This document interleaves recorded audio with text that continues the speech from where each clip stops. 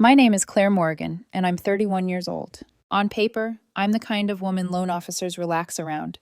I make them lean back in their chairs, loosen their ties, and say, "You're exactly the kind of client we like to see." I'm a project manager. My entire job is to look at a list of demands, a budget, and a timeline, and tell people what is actually possible. I deal in constraints and trade-offs. I turn chaos into Gantt charts.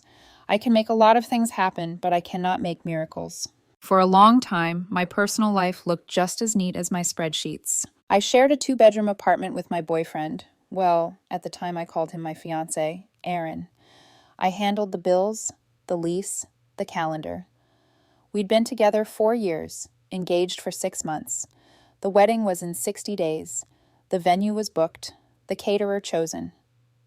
We were in that weird pre-wedding limbo where everything is paid deposit, pending final invoice. Our lease on the apartment was due to end 30 days after the honeymoon.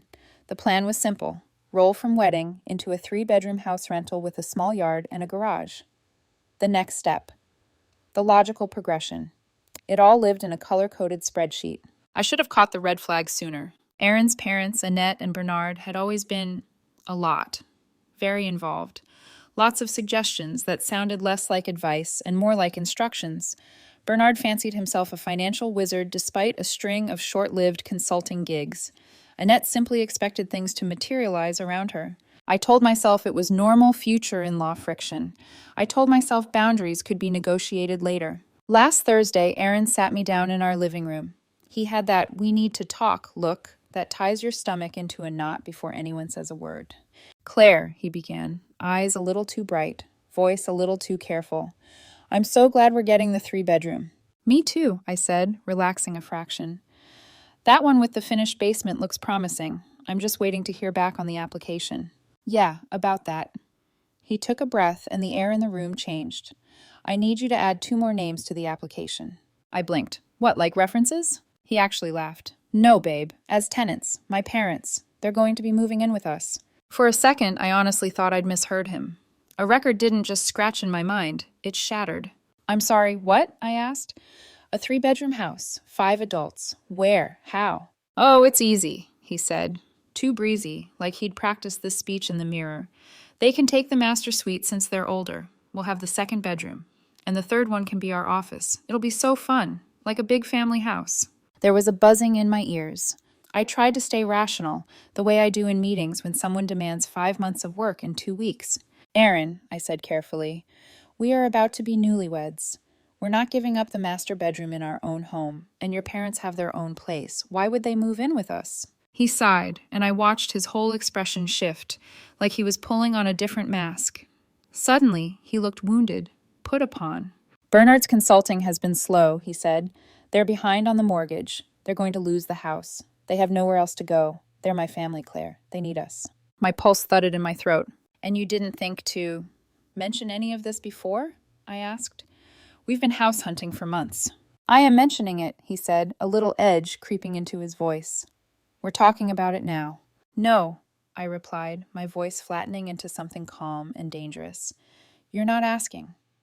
You're telling me what's going to happen. You're giving me an ultimatum." He stood up, mask slipping again, warmth draining from his eyes. I saw something hard underneath that I'd never wanted to see. "Yes," he said. "I am. My parents are moving in with us. They are my blood. It's non-negotiable." Non-negotiable. In project management, that word has teeth. It doesn't mean strong preference. It means fixed constraint. You don't argue with it. You either restructure the entire project around it, or you kill the project. I looked at the man I was supposed to marry. The man who had just, without consulting me, consigned me to a life where I wasn't even the main character in my own home. I would be the supporting cast, the walking wallet, the woman in the 2nd bedroom while his failed consultant father slept in the master suite I'd be paying for. Something in me went very, very quiet. The hurt, the anger, they didn't explode. They condensed like steam turning to ice. All the spinning thoughts slotted into place with terrifying clarity. I nodded slowly. I even managed a small, sad smile. "I understand," I said softly. He visibly relaxed. "Oh, Claire, I knew you'd get it," he said, reaching for my hand. "I absolutely do," I replied. "Family comes first." He smiled, satisfied, already scrolling through his phone again, as if the matter were settled. I'm going to go process this, I said, standing. Make some calls, adjust the plan. Okay, he chirped, back to his usual self now that he had what he wanted. I'll order us food. I walked down the short hall to the second bedroom, my office. I closed the door behind me, pressed my back against it, and just breathed for 10 full minutes. A 4-year relationship doesn't evaporate without pain. My chest hurt. My throat hurt. But the decision itself, that was easy. The project parameters had changed. They were impossible. Time to liquidate. First, I called the realtor. Hey, Janet, it's Claire, I said when she picked up. Listen, something's come up. We have to pull our application on the 3-bedroom house. All of them, actually. She was quiet for a beat. Are you sure? You two seemed excited. We were, I said, but the wedding is off. It was the first time I said it out loud. It sliced through me, but it also felt correct. Like deleting a corrupted file before it kills the whole system. Second, I pulled up our current lease, joint lease, terminates October 31st, requires 30 days notice to vacate. It was September 1st. Perfect. I drafted an email to the property management company. Per the terms of our lease, please accept this as our formal 30-day notice to vacate. We will be fully moved out by midnight, September 30th. I sent it, CC'd Aaron. Third, I opened a new browser tab and searched. Studio apartments in a neighborhood across town, closer to my actual office. I found a brand new building with small, efficient studios around 450 square feet. Expensive per square foot, but I didn't need space. I needed distance. I filled out the application. I put down the deposit. Just my name. Lease start date, September 15th. Fourth, the wedding. I opened our shared spreadsheet. Venue, $10,000 deposit, paid from my savings, non-refundable.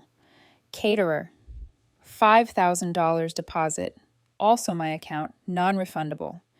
DJ, flowers, photographer, those were on his card. So I was personally in for $15,000 that I would never see again. I stared at the number. I thought about the life I was about to escape. Me, Aaron, Annette, and Bernard.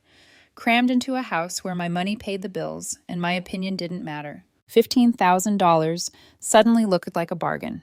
A brutal, necessary exit fee. I sent the emails. To whom it may concern, I'm writing to inform you that the Morgan Vance wedding on date is canceled. We understand all deposits are non-refundable per our contract. Then there was the stupid symbolic piece, the artifact. We'd commissioned a custom built-in style media console for the new house, a $7,000 walnut and steel behemoth. I'd already paid a $3,000 non-refundable deposit to the woodworker. I dialed his number with a grim little smile. Hey, it's Claire, I said when he answered. Bad news. The move isn't happening, and the wedding is off. We have to cancel the console. He sounded genuinely sympathetic. Ah, Claire, I'm really sorry to hear that. The deposit is non-refundable. I've already bought the wood. I know, I said. I'm prepared to lose it. Just cancel the build. Please don't deliver it to anyone, anywhere, under my name. You sure? It's going to be a beautiful piece. I'm sure, I said. I'm moving into a studio. It won't fit. By the time I ended the last call, my hands were shaking. I'd just set fire to over $20,000 between wedding deposits, the console, and the new lease deposit. The cost of freedom, I told myself. Freedom is rarely on sale. When I walked back out into the living room, Aaron was on the couch, scrolling through his phone, smiling at something on his screen. Hey, food's on the way, he said, not looking up. You okay now? We need to talk, I said, sitting across from him. He frowned, finally locking his phone. What now? I just got off the phone with the realtor, I said. I canceled our applications for the house. His smile vanished. What? Why? We can just find a 4-bedroom, or...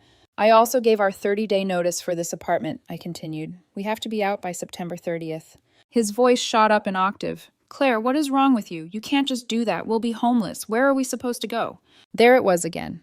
The we that assumed we were still on the same team. That's the thing, Aaron, I said quietly. We won't be going anywhere. He stared at me like I'd started speaking another language. I'm moving out on the 15th, I said. I just signed a lease on a studio apartment just for me. He went still. I've never seen anyone go that still. What did you say? He whispered. You said your parents moving in with us was non-negotiable, I replied. I heard you. You made a unilateral decision about my home, my finances, and my future. So I'm making one too. The wedding is off. I've already canceled the venue and the caterer. The tears came fast and hot, anger bleeding into them. You're breaking up with me because I want to take care of my family? He spat. I'm breaking up with you, I said, because you and your parents decided to turn me into your personal retirement plan without even asking me. You gave me an ultimatum. I made my choice. You can't do this, he shouted. Where am I supposed to go? You've kicked me out. No, I said, standing. I'm moving out. This is a joint lease. We're both responsible for vacating by the 30th. You, Annette, and Bernard have 29 days to figure out where to live. That's your project to manage. He went from crying to screaming, cycling through insults. Monster. Sociopath. Heartless. I let the words roll off me like rain. I'm going for a drive, I said finally. I'll be back later to pack some things. As I picked up my keys, my phone buzzed. An email notification popped up. Aaron forwarding the lease termination letter to his father. Subject line, fix this. I looked at those two words and felt the faintest hint of grim foreshadowing. Bernard would try to fix this all right. He had no idea I'd already started dismantling the entire project. I didn't go for a drive. I drove to a coffee shop, ordered something I barely tasted, and stared at my phone for an hour, watching the little read receipts pop up as my emails detonated one by one. By the time I went home that night, the silence between Aaron and me was thick enough to choke on. He didn't ask where I'd been. I didn't ask what he'd been doing. We moved around each other like strangers sharing a hotel room. A week later, I'm writing this from my new studio. It's 450 square feet of quiet. The couch from our old place, my couch that I paid for, barely fits, but it fits. My bed is a mattress on the floor for now. Half of my things are in storage. My life is suddenly condensed into boxes, shelves, and a single narrow closet. It should feel like a downgrade. Instead, it feels like the first time in months I can breathe without asking permission. Moving out took 3 days, September 14th to 16th. 3 days of packing while Aaron cycled through phases like my own personal hurricane. The first 48 hours were just noise, crying, yelling, slamming doors. He followed me from room to room, demanding explanations he'd already heard. Claire, you're overreacting, he said at one point, blocking the hallway as I tried to carry a box. We can make this work. My parents don't have to take the master suite. They can have the second bedroom. We'll build a wall in the living room and... Aaron, I cut in, setting the box down. Stop.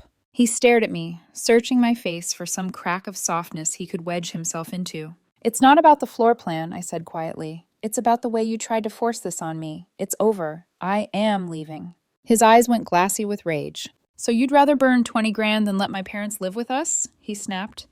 Do you hear how selfish that sounds? I picked up the box again. I hear how expensive freedom sounds, I said. It's worth every penny. Then the negotiations started. Not with me, with his parents. Annette was the first to call. My phone lit up with her name as I was bubble wrapping dishes. I stared at the screen for a full 30 seconds before answering. Hi, Annette, I said. Claire, dear, she cooed, her voice dripping with artificial sweetness. I think there's been a terrible misunderstanding. I almost laughed. Of course that was the script. A misunderstanding, I repeated. Aaron told us you overreacted, she said. We're all just so worried. We're family. You can't just throw us out onto the street. I'm not throwing anyone out, I said, keeping my voice neutral. I'm moving out. Our lease is ending. Aaron has a job. You and Bernard can find a new place together. The sugar in her tone vanished so fast it gave me whiplash. You selfish little brat, she hissed. We've been planning this for months. Bernard already sold our house. The sale closes next week. We have nowhere to go because of you. The plate in my hand nearly slipped from my fingers. You sold your house? I said slowly. When? Months ago, she snapped. We have been liquidating and planning our move. Aaron promised us. He said you were on board. You're ruining our retirement. We are going to be homeless because you changed your mind. The room tilted, just a little. Annette, I said, voice flat, you sold your house before you had another one lined up, based on a conversation you never actually had with me. That's not my problem. That's yours. You ungrateful! I hung up. My hands were shaking, not from guilt, from the sheer audacity. This wasn't a last-minute crisis. This had been a long, slow setup, months in the making. They had been quietly dismantling their own life under the assumption that I would catch them, and I hadn't even been told. I sank down on the edge of the half-disassembled bed, staring at the wall. The puzzle pieces snapped together one by one.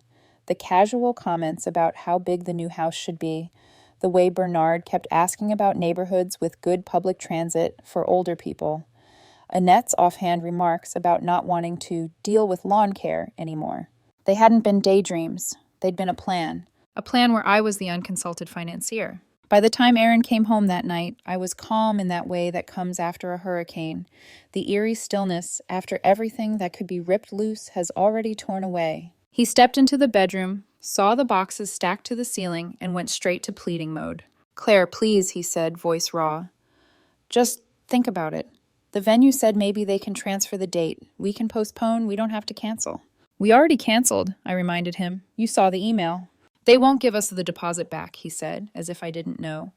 "That's $10,000. You have to call them. Tell them it was a family emergency. Tell them we're postponing. They said they might credit it."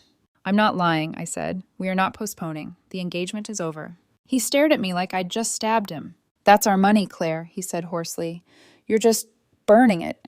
You're lighting 15 grand on fire just to spite me. You'd rather lose that than let my parents live with us? How arrogant can you be?" "It's not about arrogance," I replied. "It's about cost. I'm paying $15,000 to not be your family's retirement plan. It's the best deal I've ever made." I expected him to scream. Instead, he laughed, a short, bitter bark with no humor in it. "You'll regret this," he spat. "You think you're so smart. You have no idea what you just did." He stormed out. I listened to the door slam, then resumed packing. 2 days later, my phone rang again. Unknown number.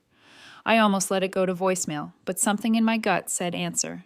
"Hello? Hey, Claire, it's Dawn from Craftsman's Workshop."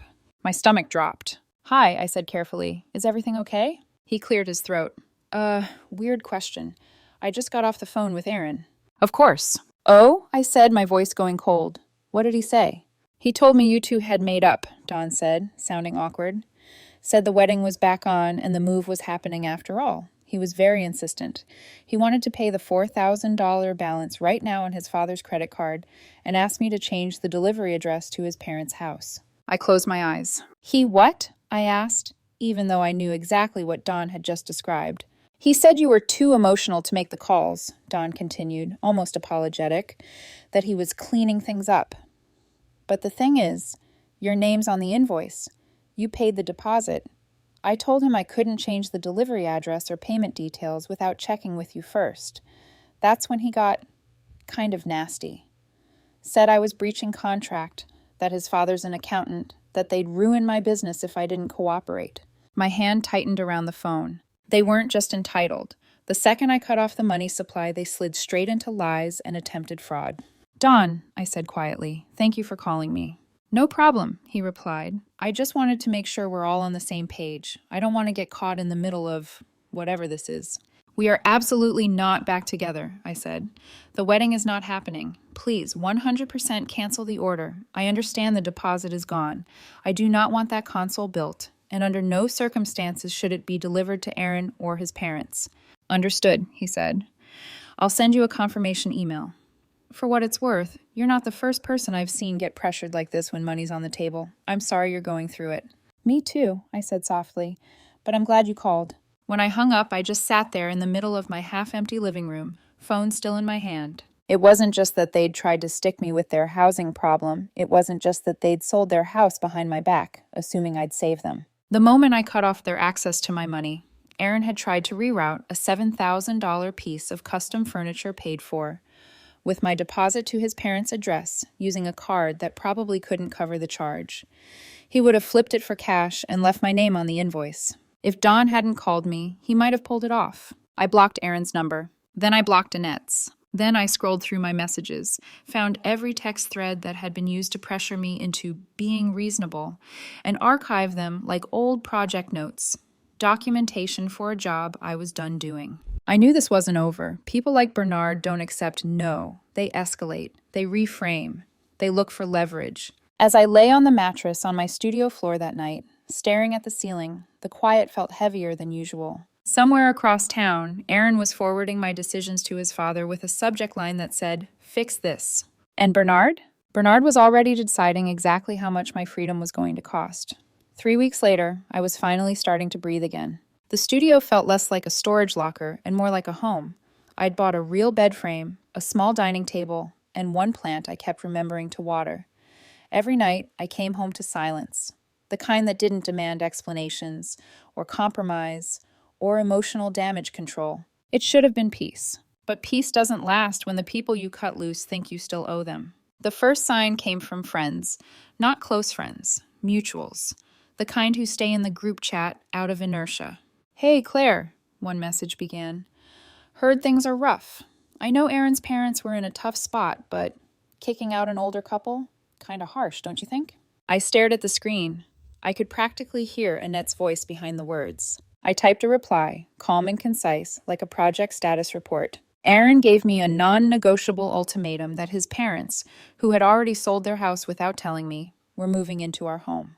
When I refused, he tried to steal a $7,000 piece of furniture I paid for by committing credit card fraud in my name. The relationship is over. I hit send. Red receipts popped up. Then, silence. A few others texted similar variations. "Maybe you overreacted. Couldn't you just help them out temporarily?" Each time, I copy-pasted my response. Each time, the typing bubbles disappeared and never came back. And for about a week, it seemed like the storm had passed. Then I got the letter. It arrived certified mail, cream envelope, bold serif font, my name typed dead center like a summons. The sender, Bernard Vance, financial consultant. My stomach knotted. I sat on the edge of my tiny table and opened it with trembling fingers. Inside was a 4-page letter, an itemized demand for compensation. It looked like something out of a bad courtroom drama, complete with legalese he must have Googled. I read the first line 3 times before it sank in. Pursuant to the dissolution of the domestic partnership between my client, Mr. Aaron Vance, and yourself, you are hereby liable for damages and compensation as detailed below. He'd written it like he was Aaron's lawyer, his own father, representing his son against me. Each line was worse than the last. Emotional labor and household management, $2,500, month is 148 months, is $120,000. Damages for breach of promise, wedding, $50,000. Reimbursement for non-refundable wedding expenses, Aaron's half, $4,200. Acquisition fee for the canceled media console, $7,000. Total demand, 180 swandas. At the bottom, failure to remit payment within 10 business days will result in immediate pursuit of legal remedies and the filing of liens against your assets. I couldn't breathe. It wasn't just absurd, it was terrifying. He had my full name, my new address.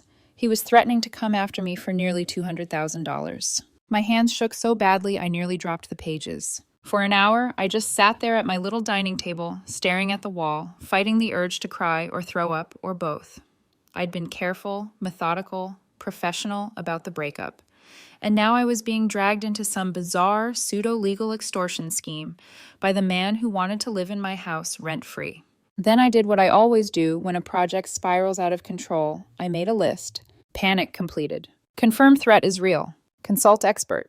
Respond strategically. I called my uncle David. He's a corporate lawyer, not family law, not civil, but he's the kind of person who can smell BS from 2 counties away. He answered on the second ring. "Hey kiddo, what's up?" "Uncle David," I said, voice unsteady. "I just got a letter from my ex's father. He's demanding $181,200 for emotional labor and breach of promise." There was silence. For a moment I thought the line had dropped. Then faintly I heard wheezing. Not shock, laughter. "Claire," he gasped between breaths, "please, please tell me you're exaggerating."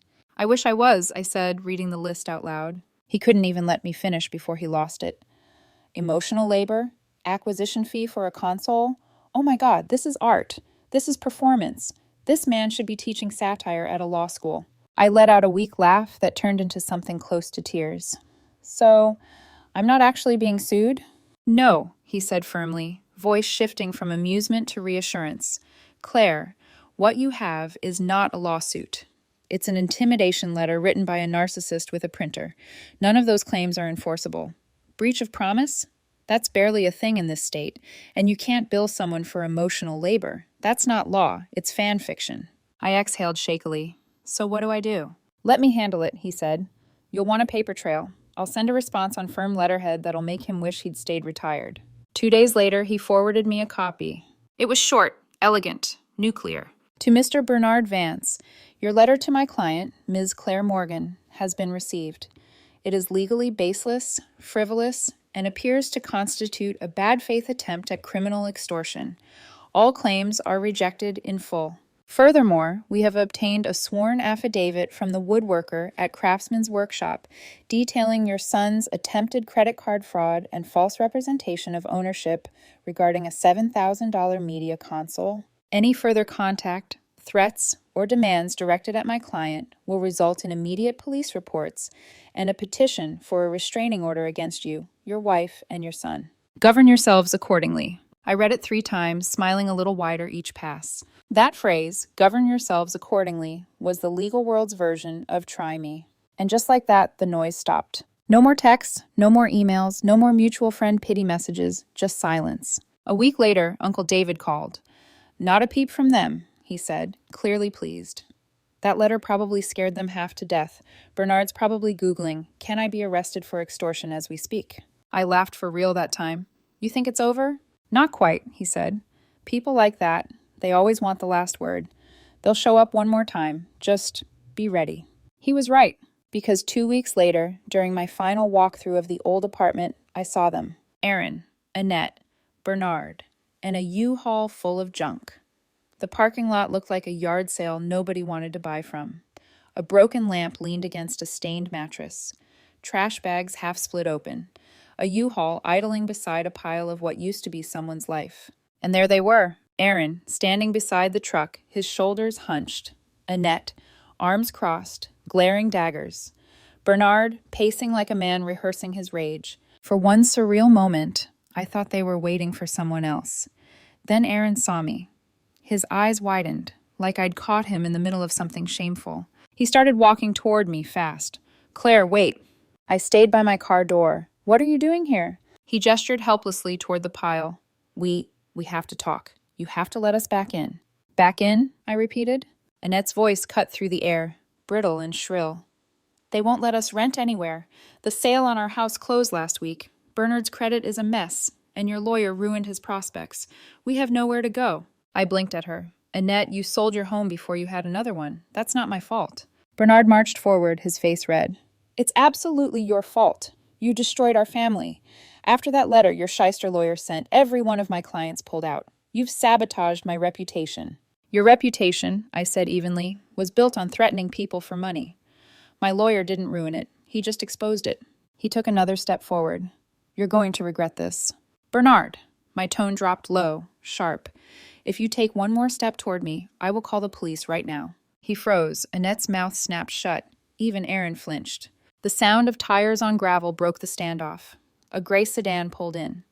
The property manager, Trish, a no-nonsense woman with a clipboard and an expression that said she'd seen every kind of nonsense twice. She got out of her car, looked from the U-Haul to the trash heap, then at me. Miss Morgan? Here, I said quietly. She nodded once, then turned to the others. Folks, what's going on here?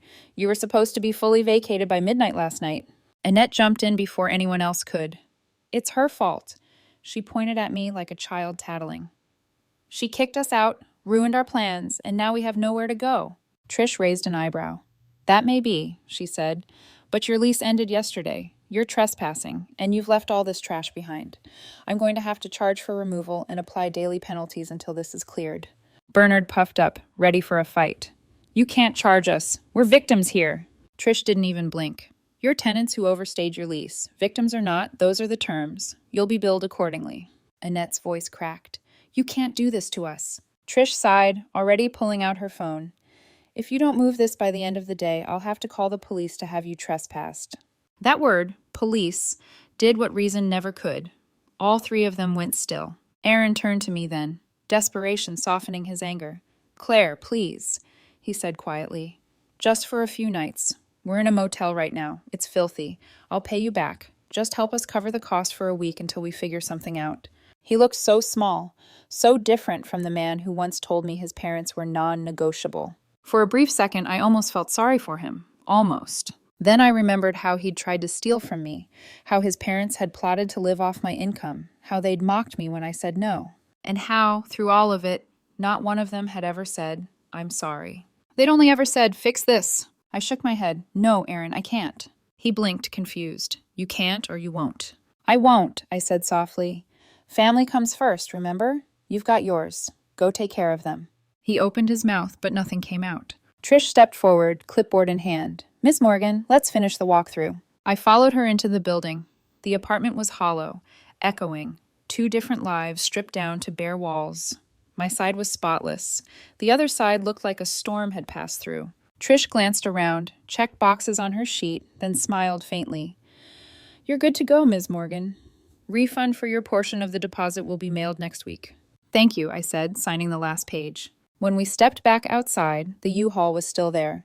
Aaron and his parents were arguing near the dumpster, voices rising and falling like wind. For the first time, I didn't feel anger or fear or guilt, just distance. They weren't my problem anymore. They were 3 people trapped in the web they'd spun themselves: entitlement, lies, and bad math. I got in my car.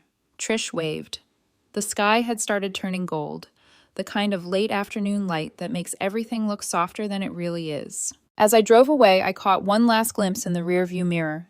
Aaron yelling, Annette crying, Bernard trying to take charge of nothing. I turned the corner and let them disappear from sight. The next morning, I woke up in my studio to sunlight slicing through the blinds. The air was still, quiet, mine. I brewed coffee, sat at my tiny table, opened my laptop. On my screen, a new spreadsheet waited. Rows empty, cells clean. No shared accounts, no wedding tabs, no us. Just a single header at the top, Project Claire Morgan, Phase 1. Freedom had cost me more than $20,000, but every cent had bought me something priceless: peace. I'd managed plenty of projects in my career, but this one was personal. And for the first time in years, it was going exactly according to plan.